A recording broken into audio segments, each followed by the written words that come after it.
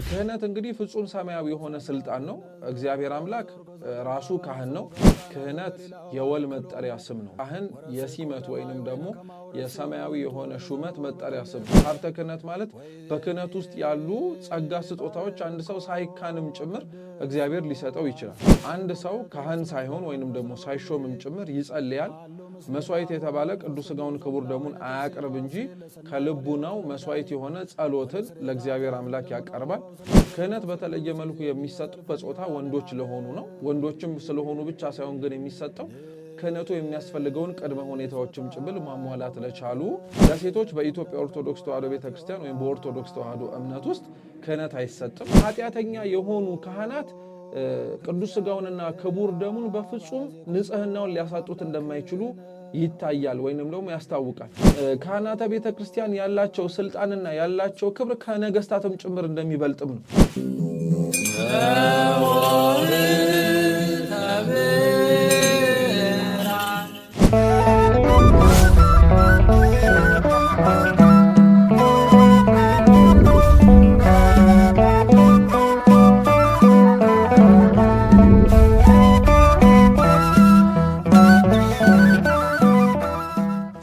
በስመ አብ ወወልድ ወመንፈስ ቅዱስ አሐዱ አምላክ አሜን። የተወደዳችሁ የተከበራችሁ የልዑል እግዚአብሔር ቤተሰቦች፣ የዘኆኅተ ብርሃን ሚዲያ ቤተሰቦቻችን፣ ተከታታዮቻችን በወደደን ባከበረን በአምላካችን ፍጹም ሰላም እንደምን ቆያችሁ? እንደምን አላችሁ? አሜን። በቸርነቱ በምሕረቱ የጠበቀን የአባቶቻችን አምላክ ልዑል እግዚአብሔር ስሙ የተመሰገነ ይሁን። ሆኅታ 12 በተሰኘው መርሃ ግብራችን እንግዲህ በስርዓተ ቅዳሴ ዙሪያ ያሉ ትምህርቶችንና ተጓዳኝ የሆኑ የሚገናኙ ጉዳዮችንም ጭምር እያነሳን እየተማማርን ነው የምንገኘው።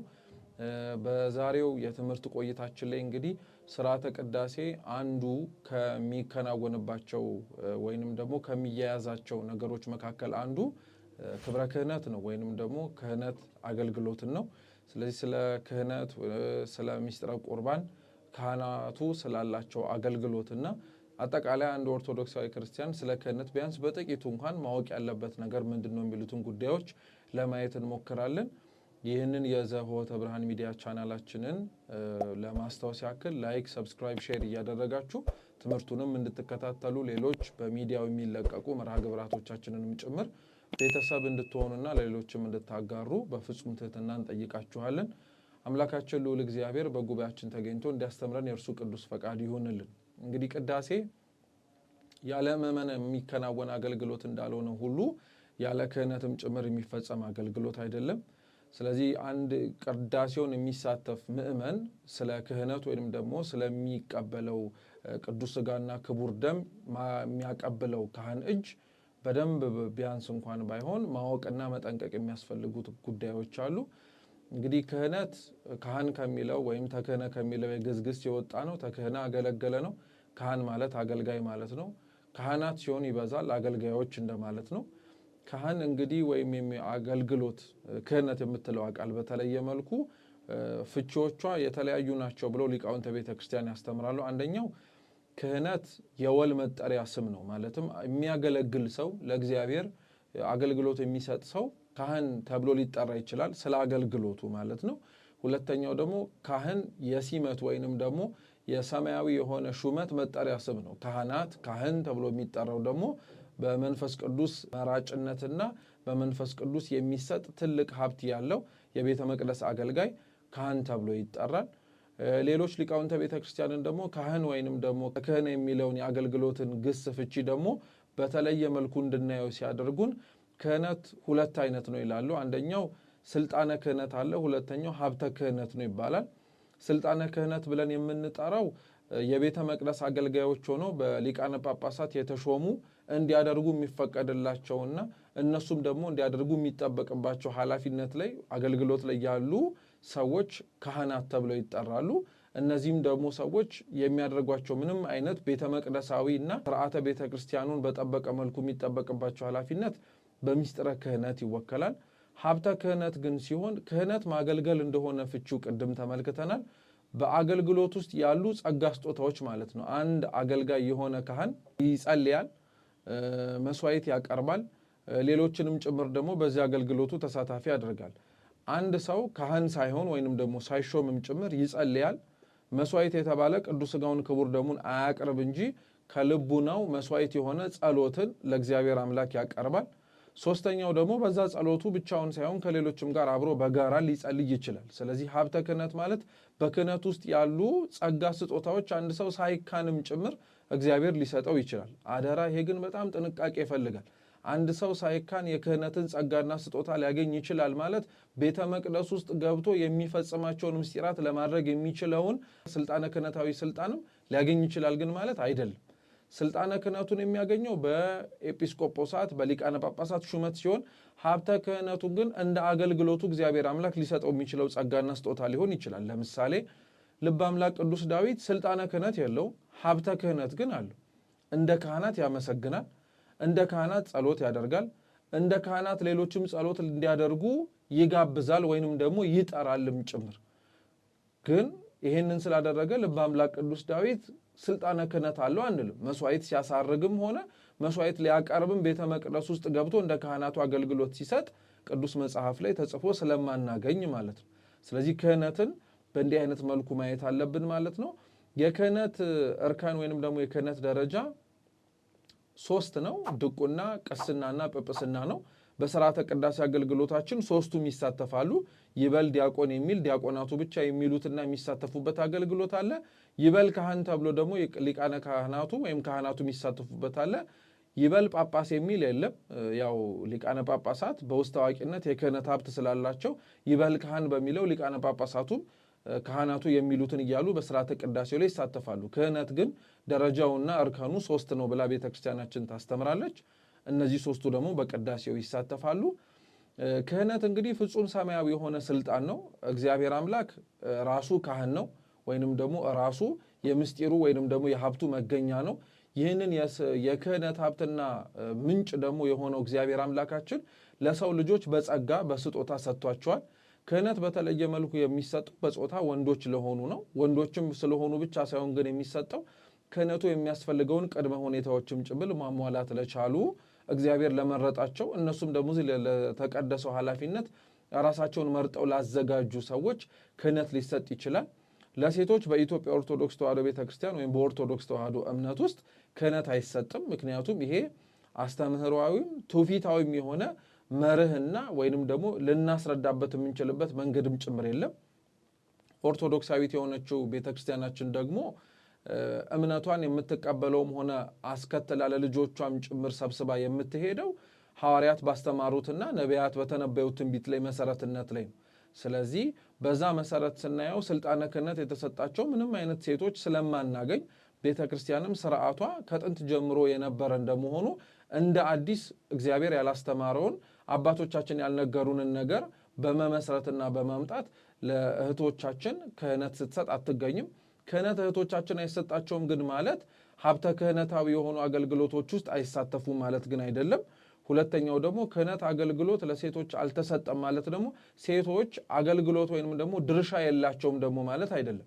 እድሜያቸው ከ60 ዓመት በላይ የሆኑ አቃቢት በተለምዶ ተብለው የሚጠሩ ወይም ዲያቆናዊት የሆኑ ሴቶች ለመስዋዕት የሚገባውን መገበሪያ ስንዴና ለመስዋዕት የምንጠቀምበትን ዘቢብ ንጽህናውን የመጠበቅ ኃላፊነት የነሱ ነው።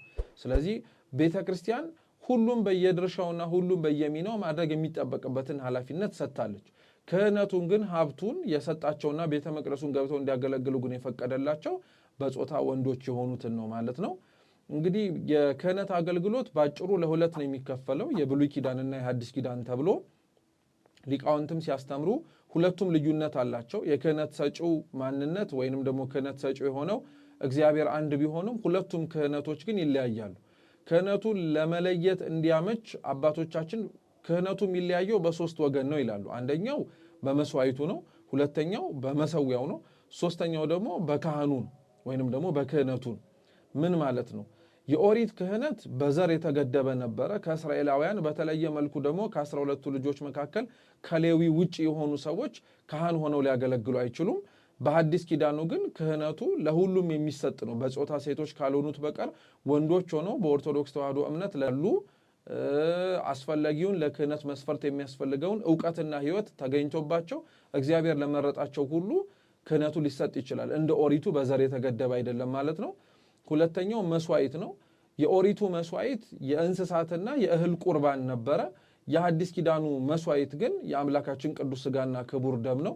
በነገራችን ላይ የኦሪቱ መስዋዕት ፍጹም ስርየት አሰጪ እንዳልሆነም ጭምር ማወቅ አለብን። ከሐዲስ ኪዳኑ አንጻር የኦሪቱ መስዋዕት ፍጹም ስርየትን አሰጪና ልክ አምላካችን ኢየሱስ ክርስቶስ እንደፈጸመው የቤዛነት ሥራ እና እንደ ቅዱስ ሥጋውና እንደ ክቡር ደሙ ፍጹም ሕዝቦቹን ወይንም ደግሞ ሰዎቹን ከኃጢአት የሚያጥባቸው ገነትን መንግሥተ ሰማያትን ከፍቶ ከሲኦል ያሉ ነፍሳትንም ጭምር ሊያወጣ የሚችል አይደለም። ዋዜማ ወይንም ደግሞ ማዳረሻ ነው።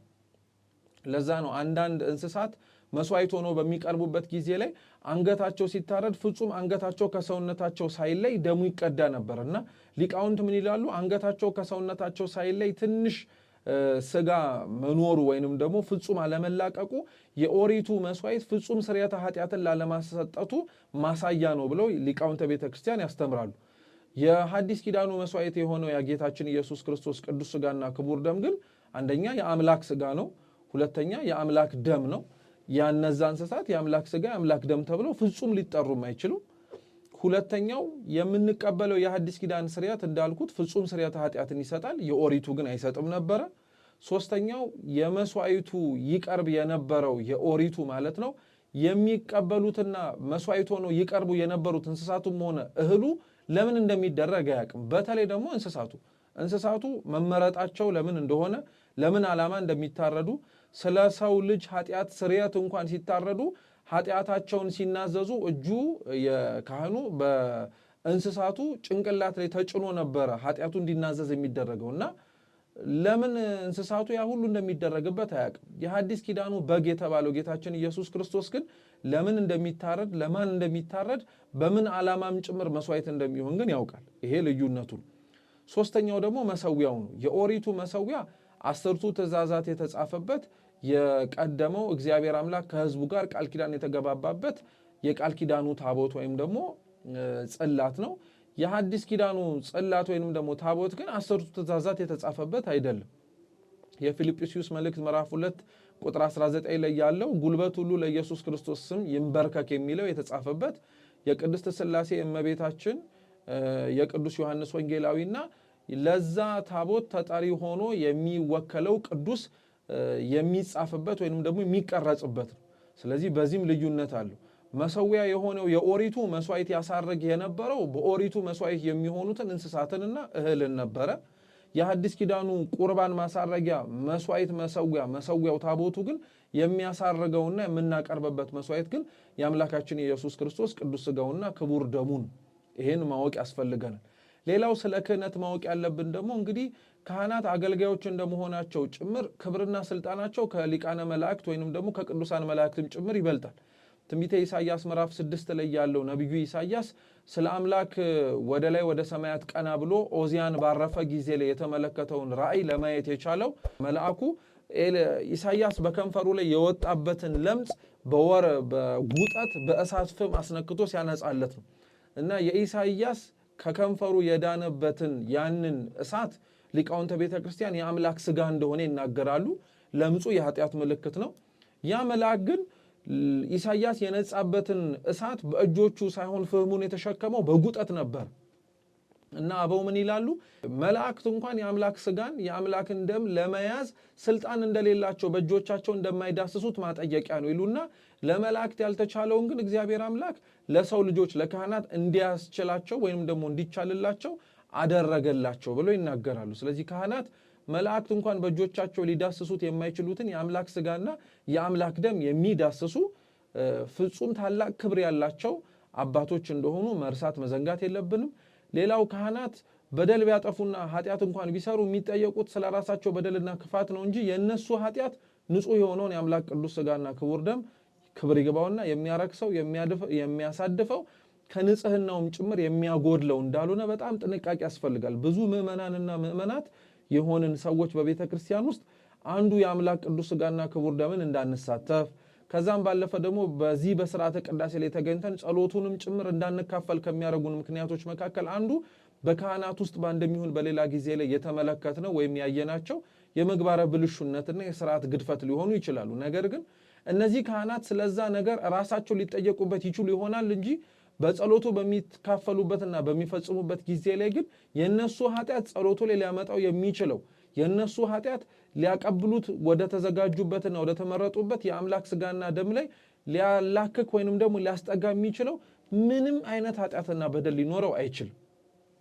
ለዛ ነው በተለያዩ የታሪክ መጽሐፍቶቻችንና በበረሃውያን አባቶች ወይንም ደግሞ ዴዘርት ፋዘርስ ተብለው በሚጠሩት በዜና አበው በአረጋዊ መንፈሳዊ ላይ በተለያዩ የታሪክ ክፍሎች ላይ እንደምንመለከተው ኃጢአተኛ የሆኑ ካህናት ቅዱስ ስጋውንና ክቡር ደሙን በፍጹም ንጽህናውን ሊያሳጡት እንደማይችሉ ይታያል ወይንም ደግሞ ያስታውቃል።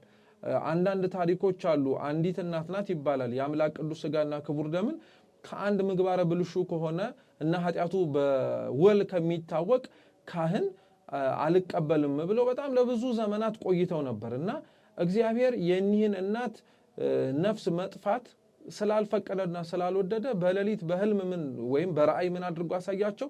ያ ካህን ሲያቆርብ ይመለከቱት ነበርና እኚህም እናት ከሚቆርቡ ሰልፈኞች መካከል ቆመው በስተግራ በኩል ወጣ ብለው ሲመለከቱት ያ ካህን እጁን ያቀብልበት የነበረው የአምላክን ስጋ ይነካ የነበረው እጁ ልክ ከትከሻው ተላቆ የብርሃን ሆኖ ይመለከቱ ነበር። ሌላው ሰውነቱ ግን ጥቁር ሆኖ ያዩ ነበርና ትርጉሙን አባቶቻችን ሲያስተምሩ ምን ይላል? የሰውየው ኃጢአት ወደ አምላክ ቅዱስ ስጋና ወደ ክቡር ደም ንጽህናን ወደ ማሳጣት ደረጃ በፍጹም ሊደርስ እንደማይችልና የአምላክ ስጋና ደም ፍጹም ንጹህ መሆኑን ለማጠየቅ ነው ይላል። ሌሎች ታሪኮችም ጭምር ደግሞ አሉ። የምግባረ ብልሹነት ችግር የነበረው አንድ ጠንቋይ ቄስ እንደነበረ ቤተ መቅደስ ገብቶ እንደሚቀድስ፣ ነገር ግን ምእመናኑ ይሄንን ግብሩን አውቀው ከቅዱስ ስጋው ከክቡር ደሙ ቢርቁ አንዲት ሴት ደግሞ ሳታውቅ ቅዱስ ስጋውን ክቡር ደሙ ከሳቸው እጅ ብትቀበል ይህንን ያደርጉ የነበሩትን ሁለቱንም ቅጣት ለመቅጣት ሲሰበሰቡ ግን አምላካችን ልዑል እግዚአብሔር በዛ ካህን ላይ ይደረግ የነበረውን ተአምር ገለጠና ለሕዝቡ እንዲያውቁ አደረጋቸው። ያ ጠንቋይ ቄስ ወደ ቤተ መቅደስ ሲገባ በሳት ሰንሰለት ታስሮ ጌታችን ኢየሱስ ክርስቶስ ግን ፍጹም ራሱን ሆኖ ቅዳሴውን ቀድሶ ለምእመናን አቀብሏቸው፣ ቅዳሴው ሲያልቅ ግን ያንን ካህን ከምግባረ ብልሹነቱ የተነሳ በሳት ሰንሰለት ያሰረውን ፈቶት ውጭ እንዲወጣ ያደረገው ነበር። ስለዚህ ክርስቶስ ራሱ ከካህናቱ እጅ የምንቀበለው ቅዱስ ስጋና ክቡር ደምን ለማክበር እነሱ ጋር አብሮ እንደሚሆን አንጽቼዋለሁ መርጬዋለሁ እኮ አይሉም ካህናተ ቤተክርስቲያን ሲጸልዩ። አንጻው፣ ምረጠው፣ ባርከው፣ ቀድሰው እያሉ እነሱ ራሳቸው ከጸሎቱ ተካፋይ እንደመሆናቸው ክርስቶስ ያንን ምስጢር እንዲፈጽም እየጠሩ እንደሚፈጽምም ጭምር በማመን የሚፈጽሙት ምስጢር እንደሆነ ቅዳሴውን የምንሳተፍ ሰዎች በሙሉ ማወቅ መገንዘብ ይጠበቅብናል ማለት ነው። ሌላው ስለ ክህነት ማወቅ ያለብን ደግሞ ካህናተ ቤተ ክርስቲያን ያላቸው ስልጣንና ያላቸው ክብር ከነገስታትም ጭምር እንደሚበልጥም ነው። ካህናት አባቶቻችን ሲመስሏቸው አንዱ ከብዙዎቹ በነብር ይመስሏቸዋል እና ለምን ሲባል ነብር በምድርም ማደን ይችላል፣ ያደነውን ደግሞ በሰማይ ወይንም ደግሞ ከምድር ከፍ ባለ ዛፍ ላይ አውጥቶ መመገብ ይችላል እና ካህናትም እንደ ነብሮች ናቸው ይላሉ። ስልጣናቸው በምድርም ከፍ ባለው በሰማይም ጭምር ነው ይላል። ለዛ ነው ክርስቶስ ለካህናት ስልጣነ ክህነትን ለሐዋርያትም ጭምር ሲሰጣቸው ምን አለ? በምድር ያሰራችሁት ሁሉ በሰማይ የታሰረ ይሆናል፣ በምድርም የፈታችሁት ሁሉ በሰማይም የተፈታ ጭምር ይሆናል ብሎ ተናግሯቸዋል። ይሄን ሁሉ የተናገርንበት ወይም በጥቂቱ ያስረዳንበት ምክንያት ምንድን ነው? ምእመናንና ምእመናት ወደ ቅዱስ ስጋውና ወደ ክቡር ደሙ ምስጢር ወደ ስርዓተ ቅዳሴ ሲሳተፉ እነሱ ለስርዓተ ቅዳሴው አስፈልገው እንደሚገኙት ሁሉ ካህናትም እንደሚገኙ በማመን ለእኒህ ካህናት ደግሞ የሚገባቸውንና የሚያስፈልገውንም ክብር ሰጥተን ከጸሎቱ ረድኤት በረከት አግኝተን መሄድን ነው እንጂ የምናያቸውን ካህናትና የምንመለከታቸውን ቀሳውስትና አገልጋዮችን በማየት የአምላክ ቅዱስ ስጋና ክቡር ደምን ለማቃለል ወይንም ደግሞ ያልተገባ ነገርን ተናግረን እኛም ራሳችንን እንነጻለን ያልነው ተኮንነን እንዳንሄድ ለመጠንቀቅ ያክል ጥቆማ ለመስጠት ነው። የሰማነውን በልቦናችን ሰሌዳ ይጻፍልን። ወስብሐት ለእግዚአብሔር።